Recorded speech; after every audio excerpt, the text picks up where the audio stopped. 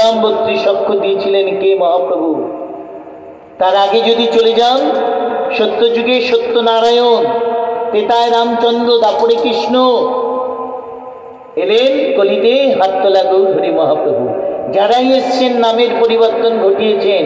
সত্যযুগে নারায়ণ যে নাম দিয়েছিলেন, তেতা যুগে শ্রীরামচন্দ্র সেই নাম দেয়নি।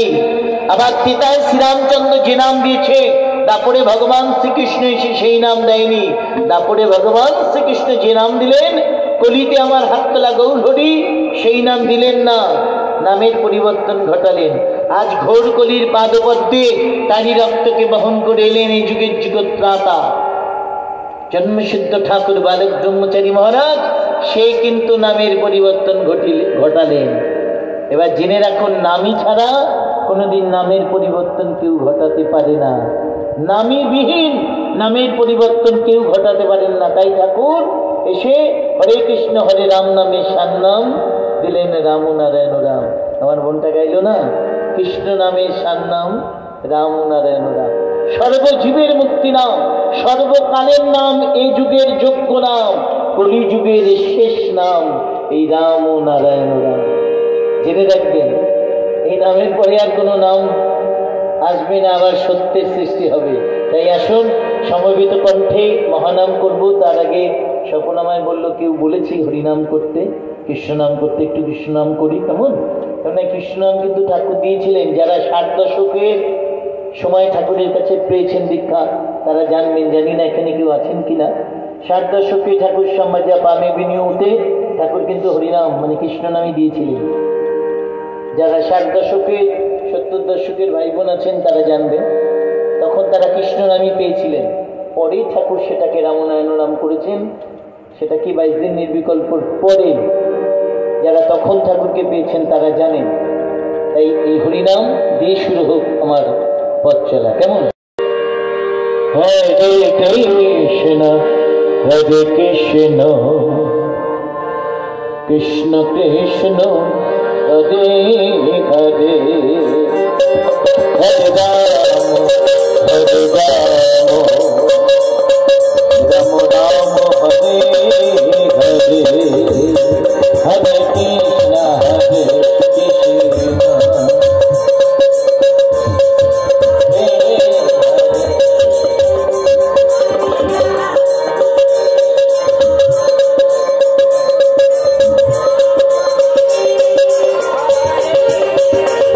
Hare Krishna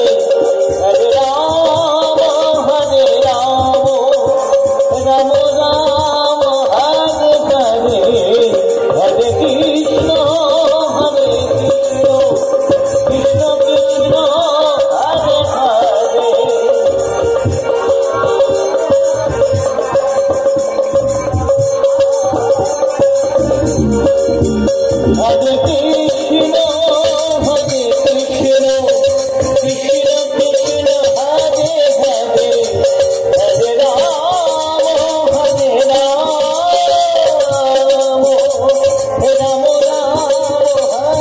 হরে হরে কৃষ্ণ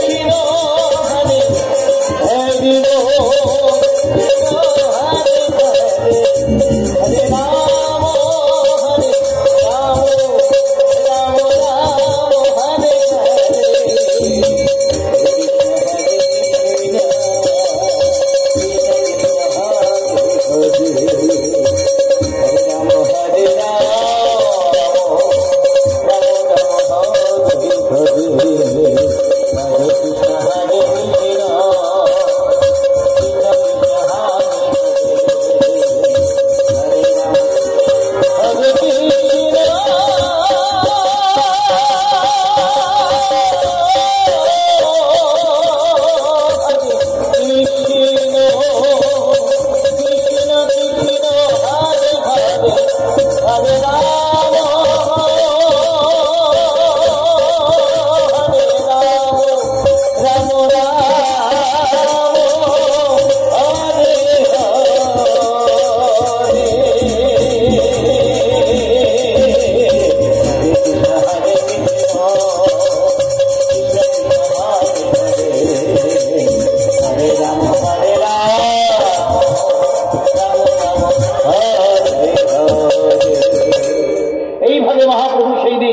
হরিনামকে সাথে নিয়ে তৎকালীন যুগের স্বার্থান্বেষী অহিংসার বিরুদ্ধে সংগ্রাম করে নদিয়ার প্রত্যেকটি মানুষকে তিনি একটি কমন প্ল্যাটফর্মে নিয়ে নেন। নাম দিলেন কি? ভক্তদল, বৈষ্ণব দল। সমস্ত মহানরা দেখবেন একটা দল সৃষ্টি করেছিলেন সত্যযুগে। নারায়ণ বলেছিলেন নারায়ণী সেনা। তারপরে ভগবান শ্রীকৃষ্ণের পাশে কে ছিল? পঞ্চপাণ্ডব সেনা, পঞ্চপাণ্ডব দল। কলিতে মহাপ্রভু এলেন, দুবাহু তুললেন।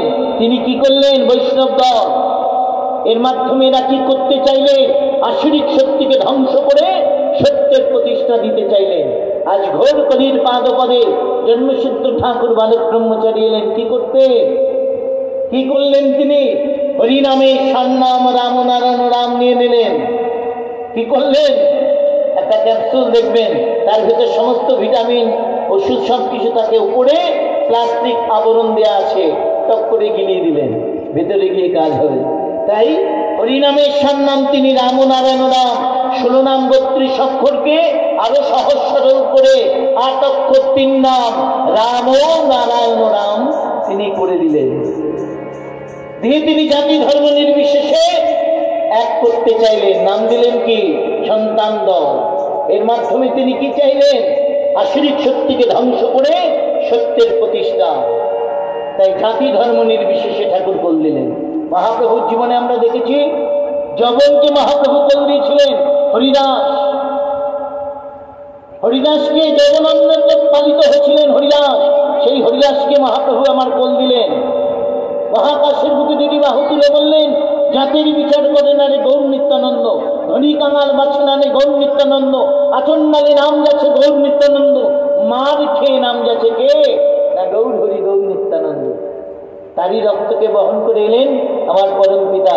তাই ঠাকুর ভাঙা ক্যাসেটের মতো মাঝে মাঝে বলতেন না, ওরে আমার রক্ত গৌরের রক্ত, এ রক্ত বেঈমানের রক্ত নয়, আমি নই বেঈমান, আমি বেঈমানের রক্ত নিয়ে আসিনি রে, আমি গৌরের রক্ত নিয়ে এসেছি, আমার রক্ত বেঈমানের রক্ত নয়। ঠাকুর বলতেন না মাঝে মাঝে ভাঙা ক্যাসেটের মতো, আমার রক্ত গৌরের রক্ত। তাই গৌরের রক্ত নিয়ে এসে তিনি কি করলেন? জাতি ধর্ম নির্বিশেষে ঠিক করে দিলেন। সর্বপ্রথম দীক্ষা দিলেন কাকে? চট্টগ্রামের সুফি সাধক মনে। দাদা আপনার ইকো হচ্ছে ভীষণ, সাউন্ডটা কিন্তু খুব ডিস্টার্ব। আমার ভোকালটাই চেঞ্জ হয়ে গেছে, আমার টোন এরকম নয়। যেমন সর্বপ্রথম যবনকে কোল দিলেন, হরিদাসকে কোল দিলেন। যারা বৈষ্ণব অনুরাগী, যারা বৈষ্ণব সম্প্রদায় এখানে আছেন বা মাইক্রোফোনে যারা আমাদের কথা শুনছেন, তারা একটু মন দিয়ে শুনেবেন। যবনকে আমার মহাপ্রভু কোল দিয়েছিলেন তো। হরিদাস নাম না করলে মহাপ্রভু স্ফুরণ হতো না। হরিদাস তুমি নাম করো, তোমার নাম শুনে আমার স্ফুরণ হবে। তাই হরিদাস 3 লক্ষ নাম করতেন। সারাদিনে উনি 3 লক্ষ নাম করতেন, তাই নাম সিদ্ধ হরিদাস কথাই ছিল। সেই হরিদাস যখন দেহ রাখলেন, সেই মহাপ্রভু হরিদাসকে কোলে নিয়ে নদিয়ার দ্বারে দ্বারে ভিক্ষা মেগেছিলেন যে হরিদাসের বিজয় উৎসব করবো, তোমরা আমায় ভিক্ষা দাও। ভক্তের ভগবান তিনি, ভক্তাধীশ নয় ভক্তাধীন ভগবান।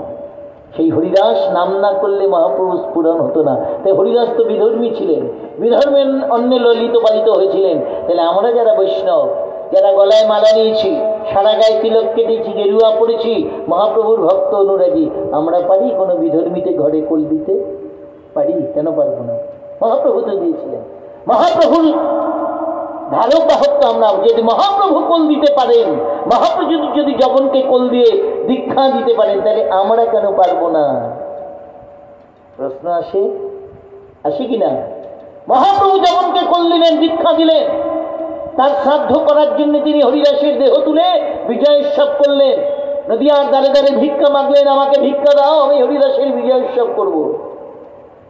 সেই মহাপ্রভু যদি কোল দিতে পারে, তার অনুরাগী হয়ে আমরা তিলক কাটলাম, গেরুয়া পড়লাম, নেংটি ধারণ করলাম, কিন্তু বিধর্মী দেখলে আমরা দুই ছুঁইছি, কেন হবে? ঠাকুর তো সর্বপ্রথম কাকে দীক্ষা দিলেন? চট্টগ্রামের বিখ্যাত সুফি মনাই ফকির, যার বয়স 150। ঠাকুর তখন 5 বছর 3 মাস। বালক ব্রহ্মচারী তার নাম নয়, তার নাম বীরেন্দ্র চন্দ্র চক্রবর্তী। বালক নামটি এলো কোত্থেকে? এখানকার মঠ মন্দির মসজিদ মিশন থেকে যেমন বাবাদের, মৌলা মৌলবী, গডফাদার মাদারদের নাম দেয়, বালক ব্রহ্মচারী নামটি কি সেইভাবে এসছে? না, ওই যে শৈশব শিশু বয়স 5 বছর 3 মাস। ঠাকুর দীক্ষা দিচ্ছে কাকে? চট্টগ্রামের বিখ্যাত সুফি মনাই ফকির, যার বয়স 150। ইতিহাস এখানে থেমে নেই, আরো এগিয়ে চলুন। ঠাকুরের স্কুলের মাস্টার তার কাছে কান পেতে বলছে, বীরু রে, আমি তো রিহ জগতের গুরু, তুই আমার পরপারের গুরু, দে দে আমায় দীক্ষা দে। আমার ঠাকুর সেই ঠাকুর। লেকটাউনে ঠাকুরের মাস্টারের সাথে আমার দেখা, তখন আমি ছোট, আমার এই ছেলে এর থেকেও ছোট। আমি যখন ক্লাস 3-তে পড়ি, তখন আমি ঠাকুরের কাছে গেছি। তখন ঠাকুর আমায় কৃপা করেছেন। এই সুকচর বাড়ির ওয়েটিং রুমে ঠাকুর একটা জলচকের মধ্যে বসে, ঠিক এই ছবিটা, এই ছবিটা সেম, এই ছবিটা আমার, এই ছবিটা খুব ভালো লাগা ছবি। আমি সেই দুটো ছবি তুলে নিয়েছি আগে। এই দর্শন ঠিক। আমি একটু রামকৃষ্ণ পরমহংসদেবকে ভালোবাসতাম ছোটবেলা, তখন ঠাকুরকে পাইনি, চাপদারি খালি গা। আর আমি সুকচর বাড়িতে গিয়ে ঠাকুরকে এইভাবেই পেয়েছি। ঠিক জলচকিতে ঠাকুর বসে আছেন, এই ছবিটা একদম।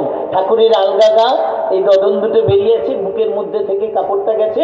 ঠাকুর আমাকে একটা সিঙ্গেল এই রজনীগন্ধার চেন মালা পরিয়ে ঠাকুর এই উরুদ্দাবনায় বসিয়ে আমায় দীক্ষা দিলেন। তখন আমি একদম ছোট, ক্লাস 3-তে পড়ি। আমি সেই তাপস। আমি আমার কথা বলছি বলে কেউ কিছু মনে করবেন না তো। এই আমার ঠাকুর। আমি ঠাকুরের কথা বলতে গিয়ে একটু ইমোশনাল হয়ে যাই। আমি পাগল মানুষ তো। ঠাকুরকে তুলে ধরার জন্য আমার বিরাট প্রচেষ্টা থাকে, যেন তেন প্রকারে মানুষের মধ্যে ঠাকুরকে আমাকে দিতে হবে। কেননা আমার ঠাকুরের তো ভীষণ বদনাম। দেখবেন সব দেবতার বাহন আছে, আমার ঠাকুরের কোনো বাহন নাই। ঠাকুর বলছে, আমি বদনাম তারে বাহন করছি, আমি কাম কইরা জানাবো আমি কে। আমি শয়তান রূপে প্রচারে পাবো, ভগবান বনে চলে যাব। বিশ্ববাসী যেদিন জানবে ওই স্বর্গের ভগবান মাটিতে নেমে এসেছিল, সেদিন ওরা আমায় কেউ পাবে না। তোরা আমার কাছ থেকে ডিরেক্ট দীক্ষা নিয়েছিস জেনে তোদের স্পর্শ করবে। আমার ঠাকুর সেই ঠাকুর। এই অবস্থায় ঠাকুর আমায় কোলে বসিয়ে দীক্ষা দিলেন। আমি তখন ছোট, একদম ছোট, শিশু বয়স। আমার ছেলেটা একটা ছবি ছেড়েছিল কিছুদিন আগে এই লেকটাউন বাড়িতে। ঠাকুর দুটো চরণ আমার কাঁধে এরকম দিয়েছে, আমি চরণ দুটো ধরে বসে আছি। তখন আমার দাঁড়িয়ে ওঠেনি, হালকা হালকা দাঁড়িয়ে। আমার ছোটবেলা, আমার ছেলে, আমি তো মোবাইলে অত বুঝি না, এরা তো বাচ্চা, এরা তো খুব পাকা, ছবিটা ছেড়ে দিয়েছিল। যাই হোক, এই হচ্ছে ঠাকুর, আমার ঠাকুর। তাই ঠাকুর সর্বপ্রথম দীক্ষা দিলেন কাকে? ওই মনাই ফকিরকে। তারপর স্কুলের মাস্টার ডাক্তারি সার্টিফিকেটে মৃত, তিনি বেঁচে নেই।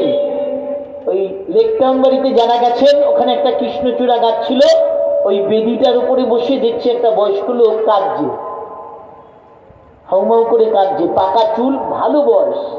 তা আমি ছোটবেলা, আমি গেছি, গিয়ে বলছি, আপনি কাঁদছেন কেন? কয় তোমাগো ঠাকুর না কইলে আমি উপরে উঠতে পারি না। আমি এত লোক বেল মেরেছে, দর্শন করে সবাই চলে আসছে, আপনি যাচ্ছেন না কেন, আপনি বসে আছেন কেন? কয় তোমাগো ঠাকুর না কইলে তো আমি যাইতে পারি না। বলে কেন? বেল মেরেছে, দর্শনের লাইন, সবাই দর্শন দিয়ে চলে আসছে, আপনি বসে আছেন কেন?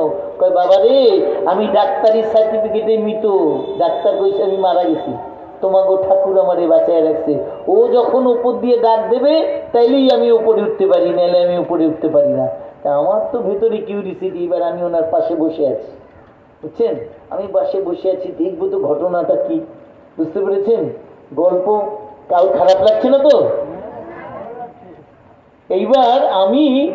এইবার বসে আছি, এবার আমি দেখবো ঘটনাটা কি ঘটে। আমার এগুলো ক্রিটিসাইজ, মানে একটা মনের ভিতরে একটা কৌতূহল। বসে আছি, দর্শন টর্শন সব শেষ। এবার হারুদা চারতলা থেকে এই করে কর্তায় ডাকে, চারতলা থেকে বোঝাই করে কর্তায় ডাকে। এখন উনি ঠাকুর বাড়ির যারা আবাসিক ছিল তারা তো ঠাকুরকে কর্তা বলতো, বুঝছেন? আপনারা জানেন কিনা জানি না, কর্তায় ডাকে, কর্তা মানে ঠাকুর। এখন হারুদা এই গৌরীদা উপর থেকে বলছে এই এই উঠ, আয় আয় আয়, কর্তায় তোরে ডাকে। এখন দর্শন তো সব শেষ, কেউ নেই। এই মানা পাঠক ও লেকটাউনে দেখবেন সিঁড়ির নিচে বসে লকেট টকেট ঠাকুরের বইটাই ব্যস্ত, ও বসে আছে, ওর সাথে আমার একটা ভালো সম্পর্ক, ওর নামও তাপস, আমার নামও তাপস। তো মানা আমাকে বলছে এই তুই বাড়ি যাস না কেন? আমি কি দাঁড়া না, এই বসে আছে উনি ঠাকুর না ডাকলে যাবে না, তা আমি ওনার সঙ্গে সঙ্গে যাবো বলে মাইক খাবি। বসে তো থাকি, দেখি কি হয় খেলাটা, আমার দেখার একটা কৌতূহল। এইবার বসে আছি, এবার সেই গৌরীরা বলেছে এই করে কর্তায় ডাকে। এখন উনি এখন জড়সড় হয়ে বসে, এখন উনি ঠাকুর না ডাকলে উনি উঠবে না। দেখেন খেলাটা কিরকম, গৌরীদার কথায় উনি উঠছে না, ঠাকুর বলবে তবে উনি যাবে উপরে। এবার ঠাকুর তো লেকটাউনের ভেতরে আসনে বসা, এখন গৌরীদা এত বলছে, উনি উঠছে না। এখন উপর দিয়ে গৌরী, এই তুই আসস না, ঠাকুর তোরে ডাকতেছে, কর্তায় তোরে ডাকতেছে। কয় না, কর্তায় না কইলে আমি তো যাই না। এলে মাস্টার বলছে, উনি যে তখন ঠাকুরের মাস্টার আমি তো জানি না, আমি জানছি কোনো ভক্ত শ্রোতা হবে। এইবার ঠাকুর উপর থেকে বলছে মাস্টার মশাই উপরে উঠে আসেন। যেই না বলছে, কে বলবে উনি হার্টের পেশেন্ট, একবারে তত তত করে উনি উঠছে। ওনার সাথে আমি পারি না, আমি বাচ্চা, আমি ওনার পিছন পিছন উঠেছি, বুঝছেন? উপরে যেই গেছি, ঠাকুর যে হাত বাড়িয়ে রয়েছে এরকম করে, দুটো হাত ঠাকুর এরকম করে বাড়িয়ে রয়েছে। উনি যখন গেছি ঠাকুরের কাছে, ঠাকুর দুটো হাত বাড়ানো, আর উনি গিয়ে দুজন সেই আলিঙ্গন দিয়েছে। ঠাকুর ওনাকে জড়িয়ে ধরেছে, আর উনিও ঠাকুরকে জড়িয়ে ধরেছে। বিদুরে, এই হাতে তোকে কত শাসন করেছি, আজকে একটু তোর দর্শন পাই না, তুই না রাখলে আমি উপরে উঠতে পারি না। শোনা, আমারই কৃপা কর, আর রাখিস না, এবার আমারই নিয়ে নে। ঠাকুর বলছে মাস্টারমশাই আপনি যেতে চান? বলে হ্যাঁ বিরু, আর পারি না, আমার বড় কষ্ট, তোর কাছে আসতে পারি না, তুই না ডাকলে তো আমি উপরে উঠতে পারি না, আমি তো ডাক্তারের কাছে মৃত, তুই তো আমাদের রাখছস, এবার আমারে নিয়ে আনে। ঠাকুর এই আজ্ঞা চক্রে ওনাকে ঘুরিয়ে দিলেন। তো ঠাকুর জানে, আমি ঠাকুরের চরণ দুটো জড়িয়ে ধরলাম, ধরেই ঠাকুরকে, ওই সেদিন আমার ঠাকুরের ওই ছবি। কেউ নেই ঠাকুর বাড়িতে, কেউ নেই। জীবনদা হাবড়ায় থাকতেন, আজকে নেই, মারা গেছে, খুব পান খেতে।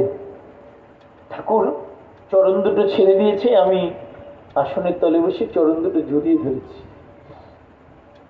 ঠাকুর বলল জীবন, ওর একটা ছবি তুলে দে। ছবিটা তুলে দিয়েছি, বলছে পয়সা নিস না। আমি তো তখন ছোট, পয়সা করি তো ইনকাম করি না, একদম বাচ্চা ছেলে, দাঁড়িয়ে ওঠেনি। ওই আমার ছবি, এইগুলো আমার জীবনে একটা স্মৃতি। হ্যাঁ, এই হচ্ছে আমার ঠাকুর। তারপরে শুনলাম মাস্টার দেহরে গেছে। এই ঠাকুর সেই ঠাকুর, জেনে রাখবেন, এইগুলো মেলে না, এগুলো মেলা বড় ভার।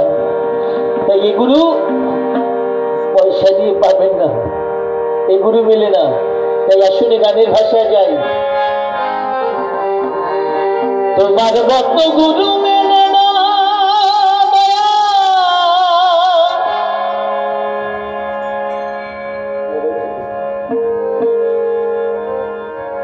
কালকে দিন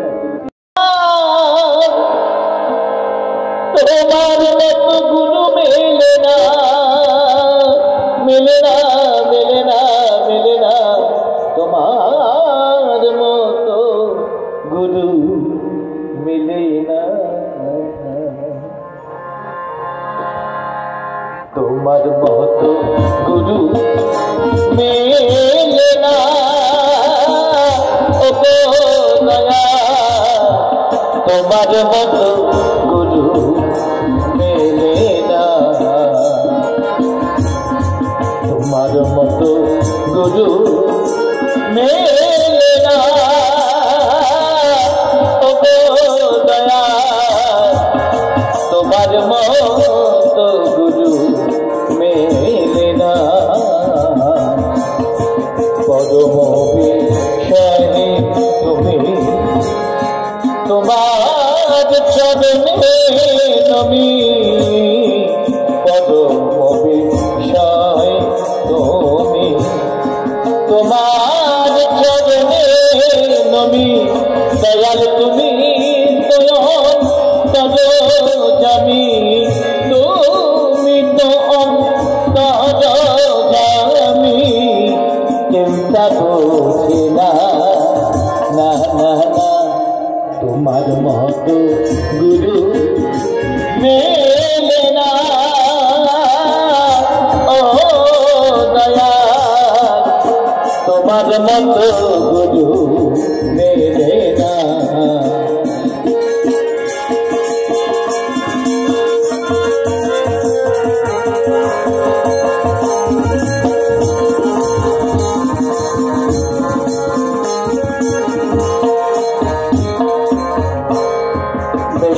বেশিরভাগ গুরু মহান দিলেন ভুল ধর্মের বিধান, বেশিরভাগ গুরু মহান সবাই নেই, বেশিরভাগ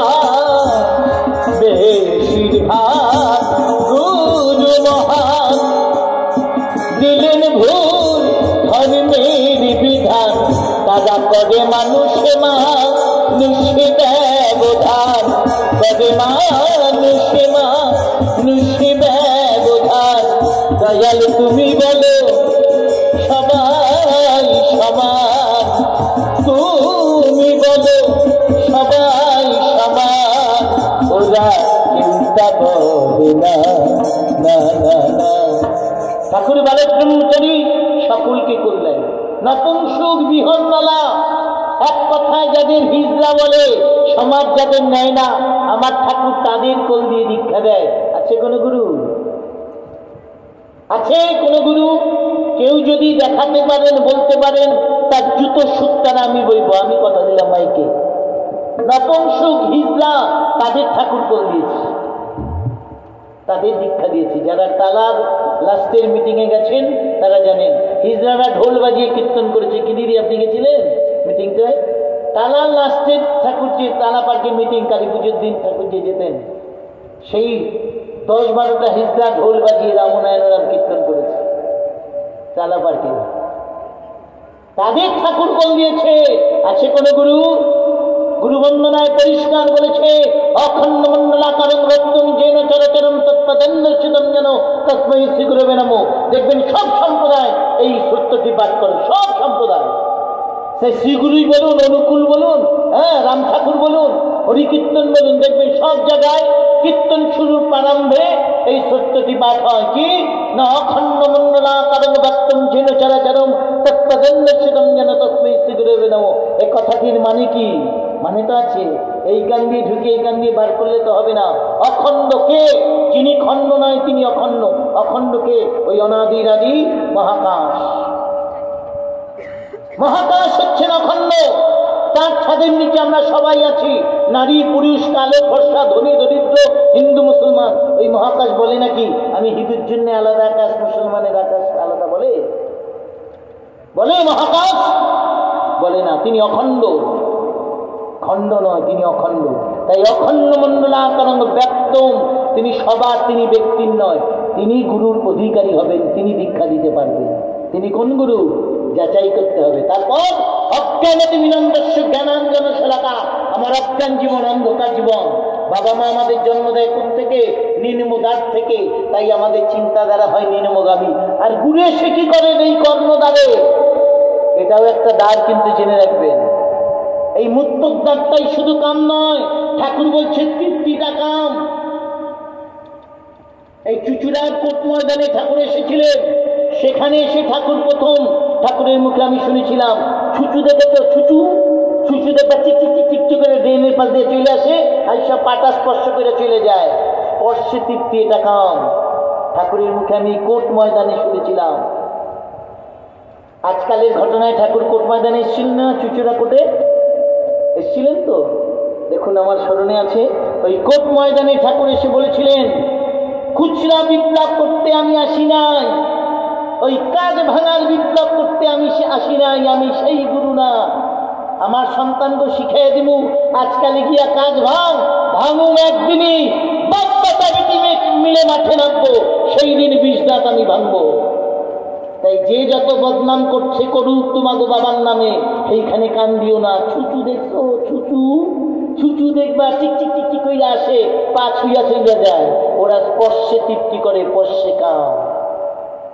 সেদিন আমি কোট ময়দানে ঠাকুরের মুখে শুনেছিলাম যে স্পর্শে তৃপ্তি এটা কাম। দেখবেন একটা সুন্দর শিশু বাচ্চা দেখলে ইচ্ছা করে না, হাড়ির বাচ্চাটাকে জড়িয়ে ধরি, ভালোবাসি, একটি চুমা খাই। স্পর্শে তৃপ্তি এটা কাম। জীবের লালসায় তৃপ্তি। সুন্দর একটি সন্দেশ, ক্ষীরের সন্দেশ, ছানা, যে ঝাল ভালোবাসে ঝাল, বাহ কি রান্নাটা ভালো হয়েছে রে, কি ভালো লাগছে, এই যে তৃপ্তি, ঠাকুর বলছে এটা কাম। দর্শনে তৃপ্তি, দেখে তৃপ্তি, চোখের তৃপ্তি। এই যে ঠাকুরকে এত সুন্দর, আমি ঢুকেই বলছি ভাইটাকে, বা ঠাকুরকে কি সুন্দর করে সাজিয়েছো, খুব ভালো লাগছে গো, এই ছবিটা আমার খুব পরিচিত ছবি, এই সেই ছবিটা তুললাম। এই যে তৃপ্তি, দেখে তৃপ্তি, ঠাকুর বলছে এটা কাম। দেখবেন অনেকে অনেক টাকা খরচা করে কাশ্মীর যাচ্ছে, বরফের দেশে, পাহাড় ভালোবাসে, পাহাড়ে চলে যায়, দেখে তৃপ্তি, ঠাকুর বলছে এটা কাম। শুনে তৃপ্তি। সুন্দর সুন্দর বাচ্চাগুলো দেখবেন সারেগামাপাতে কি গান গাইছে, অনেকের মাথায় চাটা মেরে দেবে, বাচ্চা বাচ্চা ছেলে। এবার একটা বাচ্চা ছেলে ফার্স্ট হলো না মান্নার গান গেয়ে, একটা বাচ্চা ছেলে দেখুন এখন কত জায়গায় যাচ্ছে, এগুলো মোবাইলে আসে। এই যে দেখে তৃপ্তি বা শুনে তৃপ্তি গান, এটা কাম। ঠাকুর বলছে হ্যাঁ হ্যাঁ, দেহে সারা অঙ্গে তৃপ্তি, এটাই তো কাম। তাই ঠাকুর বলছেন যে দীক্ষাটাও একটা তৃপ্তির দ্বার। এই মুক্তর দ্বার যেমন তৃপ্তির দ্বার, তবু দীক্ষা দিছে এইখানে। দীক্ষা নেওয়ার পর দেহ শুদ্ধ হওয়ার জন্য দেখবেন যারা যারা বীজ পেয়েছেন, দেখবেন দীক্ষা নেওয়ার পর সারা দেহ যেন একটা কম্পন। ভালোবাসেন ঠাকুর, তাকে সেই কৃপাই করেছেন। এটাও একটা দর্শনের একটা বিরাট ব্যাপার। যে যে যাকে শ্রদ্ধা করেন, ভালোবাসেন, সে তার কৃপাই পেয়েছেন, সে তারই কৃপা পেয়েছেন। ঠাকুর ধরে ধরে দীক্ষা দিয়েছেন, দিয়ে বলেছেন আয়। তাই এখানকার বেশিরভাগ গুরু মহান দিলেন ভুল ধর্মের বিধান, তারা করে মানুষে মানুষে ব্যবধান, আর তুমি বলে সবাই সমান, সবাইকে আমার ঠাকুর কোল দেয়। তাই তো আমার ঠাকুর। তার কাছে হিন্দু নেই, মুসলমান নেই, বৌদ্ধ নেই, খ্রিস্টান, সকলকে তিনি কোল দিলেন। তারপর অজ্ঞানতি মিনান্দস্য জ্ঞানাঞ্জন শলাকা তৎপদেন্দস্য তম যেন তস্মৈ শ্রী গুরুবে নমঃ। তারপরে কি হবে? গুরু হবেন ব্রহ্মা বিষ্ণু মহেশ্বর। গুরু ব্রহ্মা, গুরু বিষ্ণু, গুরুদেব মহেশ্বর, গুরুদেব পরম ব্রহ্ম, তস্মৈ শ্রী গুরুবে নমঃ। তিনি কোন গুরু? ওই কানে দিয়া ফিস ফিস মাস গেলে আমায় মাসোহারা দিই, সেই গুরু? সেই গুরু আমার ঠাকুর নয়। তিনি দীক্ষা দিয়েছেন বিনিময়ে কাউর কাছে হাত পাতেনি, কেউ বলতে পারবে না। যারা এখানে দীক্ষা নিয়েছেন কেউ বলতে পারবেন, দীক্ষা দিয়া ঠাকুরকে পয়সা দিয়েছেন কেউ বলতে পারবেন। আপনি ভালোবেসে ঠাকুরকে কিছু দিয়েছেন, ওটা আলাদা কথা, ওটা আলাদা বস্তু। ঠাকুর গাছে লাউটা হয়েছে তুমি খাইও, ওইটা আলাদা কথা। ঠাকুর সাদা লুঙ্গি পরতেন, আমার মা যেমন, বাবা ঠাকুরকে এই লুঙ্গিটা দিয়ে আসিস। 23শে কার্তিক আমার বাড়িতে ঠাকুর বলেছিল 23শে কার্তিক আমার পাতবি, তাই 23শে কার্তিক ঠাকুরকে পাতা হয়েছে। এবার আমার তো এত প্রোগ্রামের চাপ, আমি তো থাকতে পারি না। ঠাকুর গিয়ে গেছে, বাবা তাপস নিজের বাড়িতেই নাম গান করে যে এই ঠিক হবে না, বোঝাবে সারা আমার। ঠাকুর নিজের বাড়িতেই তাপস নাম গান করে, আমরা পাই না।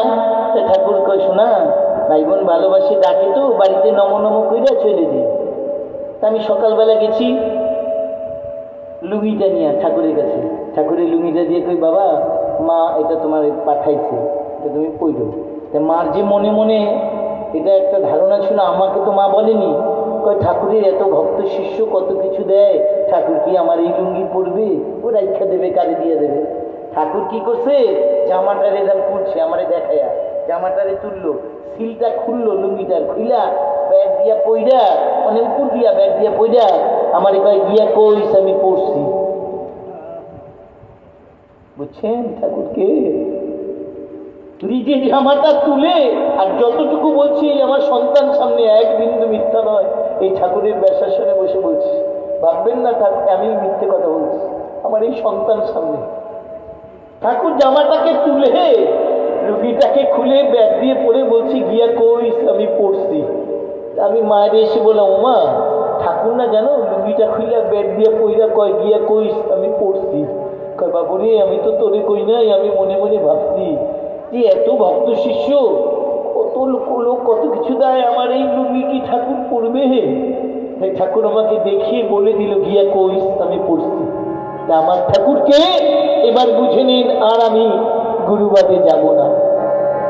নির্বিকল্প সিদ্ধি মুক্তি তরিতনে বাড়ায় শক্তি, নির্বিকল্প সিদ্ধি মুক্তি তরিতনে বাড়ায় শক্তি। দয়াল তুমি বলো সমাজ মুক্তি, তুমি বলো সমাজ মুক্তি, ওরা চিন্তা বলে না, তোমার মতো গুরু মেলে না, ও গো দয়াল তোমার মতো গুরু মেলে না, তোমার মতো গুরু